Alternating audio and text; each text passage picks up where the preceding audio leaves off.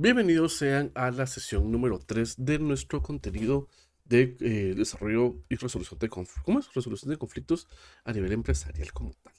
Hoy estaremos trabajando el conflicto en la organización. De nuevo, cabe recalcar que es un contenido únicamente teórico, por lo tanto se siente un poquito como acelerado, pero el objetivo es que ustedes tengan el acompañamiento correspondiente con un profesional en el área que pueda ayudarles con la práctica como tal o con la resolución de dudas que en su momento. Si ustedes desean, pueden contactarme para tener una sesión sincrónica de uno a uno por cualquiera de mis redes sociales y será un gusto poder apoyarles y atenderles. En el conflicto organizacional, pues es una realidad que se da en cualquier entorno de trabajo. Surge pues cuando hay desacuerdos e incompatibilidades entre individuos o grupos dentro de una organización. Aunque muchas veces el conflicto puede ser percibido de manera negativa, también puede ser una fuente de crecimiento y mejora si se maneja de manera efectiva. En los tipos de conflictos que se utilizan en las organizaciones están el conflicto interpersonal, el conflicto intragrupal y el conflicto intergrupal. Por definición exacta, pues el conflicto interpersonal surge cuando entre dos o más individuos, debido a diferencias de personalidades, valores, estilos de trabajo y percepciones. Por eso es que muchas veces se dice que en los trabajos no se habla ni de religión, ni de dinero, ni de política, porque pueden darse datos o conflictos interpersonales. Un ejemplo, disputas entre compañeros de trabajo y desacuerdos entre supervisores y empleados. En el punto intragrupal ocurre dentro de un grupo de equipo cuando hay desacuerdos sobre objetivos y roles y procedimientos o recursos. Por ejemplo, conflictos entre distribución de tareas. Esto no me toca hacer a mí, porque yo lo hago tanto, porque él sí, porque él no. Divergencias sobre las estrategias de equipo. Y en el conflicto intergrupal se da pues entre diferentes grupos de departamentos dentro de la organización, generalmente debido a competencia por recursos, diferencias en objetivos o falta de coordinación. Dentro de esto están las disputas entre los departamentos de ventas o producción. Es un eterno problema con esto en todas las empresas. Y se puede dar conflictos entre los equipos y los proyectos. Está un enfoque sobre el conflicto grupal como tal, y este está el enfoque tradicional. En esto, pues el enfoque tradicional busca o ve el conflicto como algo perjudicial que debe ser evitado, es lo que tradicionalmente utilizaríamos. En este enfoque, pues se sugiere que el conflicto es disfuncional y representa un fallo a la organización. Dentro de las estrategias que se utiliza para esto sería que se prioriza la eliminación del conflicto mediante medidas autoritarias y disciplinarias. Miren, prohibido hablar del tema, si no se suspenden las operaciones, o se suspenden las vacaciones, o se les suspende un día a cuenta de vacaciones de trabajo como tal. Esto como tal, a la larga es un poquito arbitrario, como bien mencionamos anteriormente. No es lo mejor, pero es una medida que se suele utilizar como tal. Están los enfoques de las relaciones humanas, por ejemplo, el conflicto como algo inevitable. En este punto, pues se reconoce que el conflicto es inevitable en las organizaciones, pero y no es necesariamente negativo. El conflicto como tal puede ser aceptado y manejado en lugar de ser evitado a toda costa, porque a veces puede ser algo tan sencillo como miren, ¿por qué no nos dejan aumentar las ventas? Porque tenemos techo en la meta como tal.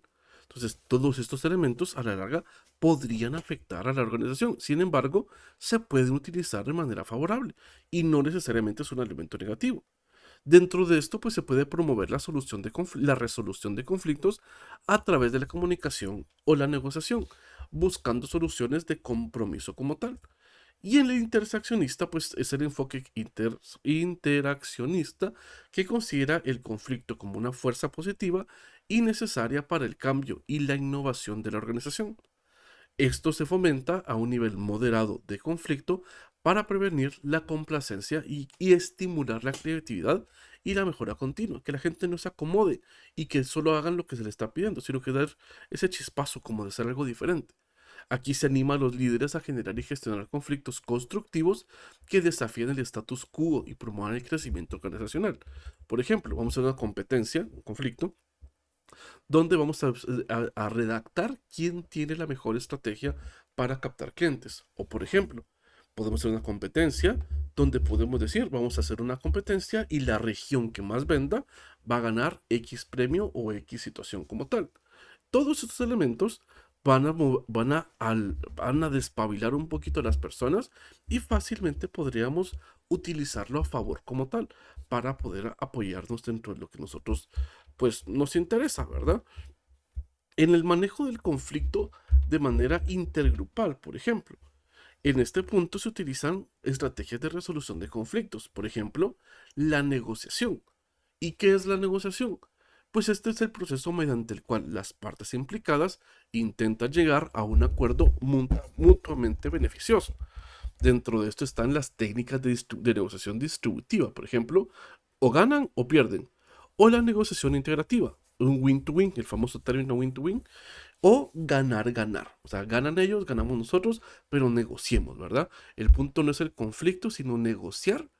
No es la pelea, ¿verdad? O no es la disensión como tal, pero sí es negociar. O ganas o pierdes, o ganamos ambas partes como tal.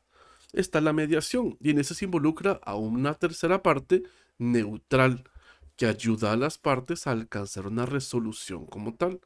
Esto facilita la comunicación y ayuda a los intereses comunes y a encontrar soluciones aceptables para ambas partes, siempre y cuando la negociación sea neutral. Un ejemplo interesante con esto podría ser el del ejemplo del rey Salomón con el bebé que querían partir en dos, por ejemplo. Entonces se da una negociación de alguien neutro, aunque aplicado creo yo también un poquito en el punto de negociación y mediación, porque o ganan o pierden, ¿verdad? Pero después se vuelve una mediación como tal. Un dato ahí que cortar y analizar.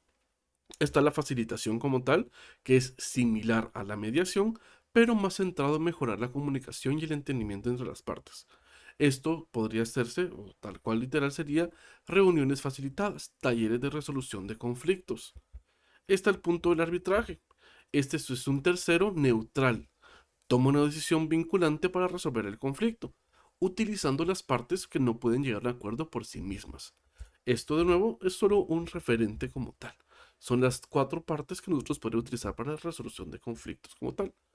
Cuando nosotros buscamos crear un entorno positivo para el manejo del conflicto, podemos tener esos elementos dentro de la organización. Primero, una cultura organizacional abierta, donde fomentamos una cultura donde se valore la diversidad de opiniones y saliente la expresión abierta de desacuerdos. Políticas de puertas abiertas, reuniones regulares con retroalimentaciones como tal, capacitación y resolución de conflictos, proveer a los empleados y líderes de la organización herramientas y habilidades necesarias para manejar conflictos de manera efectiva. Esto se puede lograr por medio de talleres y resoluciones de conflictos, información de comunicación efectiva y la negociación como tal. En conclusión, el manejo adecuado del conflicto en la organización es esencial para mantener un entorno de trabajo saludable y productivo, entender los diferentes enfoques sobre el conflicto intergrupal y aplicar estrategias efectivas de resolución. Puede transformar los conflictos potencialmente destructivos en oportunidades para la mejora y el crecimiento organizacional. Espero que la información haya sido de utilidad para ustedes. Por favor, los invito a seguir bien visitando el contenido del canal, a dejar un comentario, a dejar qué parte del mundo me están viendo o escuchando y yo poder apoyarles en su momento. Nos vemos hasta la próxima.